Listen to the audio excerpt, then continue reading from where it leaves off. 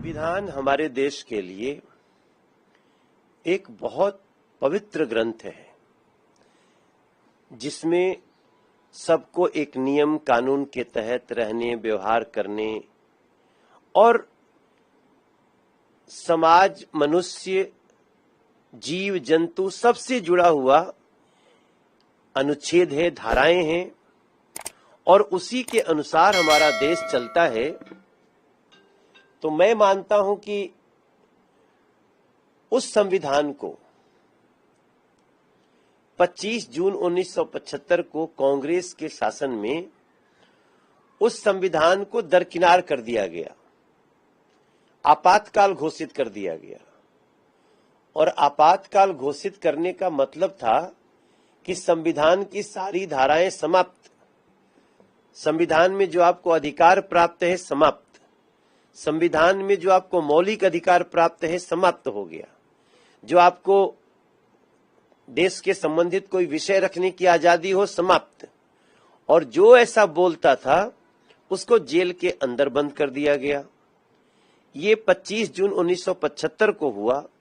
तब कांग्रेस का देश पे शासन था, इंदिरा गांधी देश की प्रधानमंत्री थी, और जो लोग इसके खिलाफ बोले या तो मार डाले गए जान से या नहीं तो जेलों में बंद कर दिए गए। बड़े बड़े पार्टियों के नेता, कोई भी, किसी को आजादी नहीं थी कि कोई बोल सके। बड़े बड़े सारे नेता जो विपक्ष के थे कांग्रेस के सामने, सबको जेलों में बंद कर दिया गया। जहां जो मिला मारा गया, पीटा गया, यातनाएं दी गईं। तो संविधान की तो हत्या हो गई।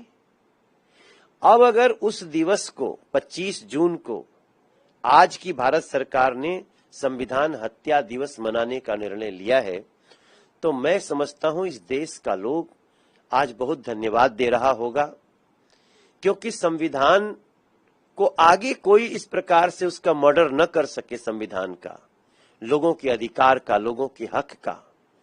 इसलिए उस दिवस को याद रखना है ताकि आने वाले दिनों में हम आज जो संविधान की चर्चा हो रही है उसके अनुसार चल सकें, समाज को सुरक्षित रख सकें। जिस दिन इस देश के लोग 293 सीट के साथ एनडीए को सरकार बनाने का मौका देते हैं, एनडीए अपना नेता पहले से भी नरेंद्र मोदी जी को चुनी थी, एक बार फिर से संवैधानिक रूप से चुनती है सेंट्रल हॉल में, उसके बाद भी आप देश की जनता को गाली दे रहे हैं और वो सुना जा रहा है।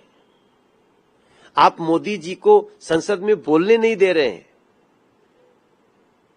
और उसके बाद भी आपके ऊपर कोई कार्रवाई नहीं होगी, क्योंकि ये संवैधानिक रूप से लोकतांत्रिक देश है। वो जो भी बोलेंगे हम सुनेंगे, उनको बोलने की आजादी है। लेकिन उस कांग्रेस ने तो बोलने की आजादी ही छीन ली थी। इसलिए देश के लोगों को हम जगाने में लगे हैं कि संविधान की सही मायने में रक्षा इस देश के तमाम नेताओं ने की है, लेकिन कांग्रेस ने 25 जून 1975 को संविधान की हत्या की, जिसको भूला नहीं जा सकता। मैं अपनी तरफ से देश के गृह मंत्री अमित शाह जी को बहुत बधाई देता हूं, उन्होंने ये सूचना दी है। मोदी सरकार को मैं धन्यवाद करता हूं, मैं भी उसी पार्टी का एक सदस्य हूं। मैं बहुत खुशी व्यक्त करता हूं कि संविधान की जिस दिन हत्या हुई उसको याद रखना है ताकि संविधान को कोई खरोंच न पहुंचा सके।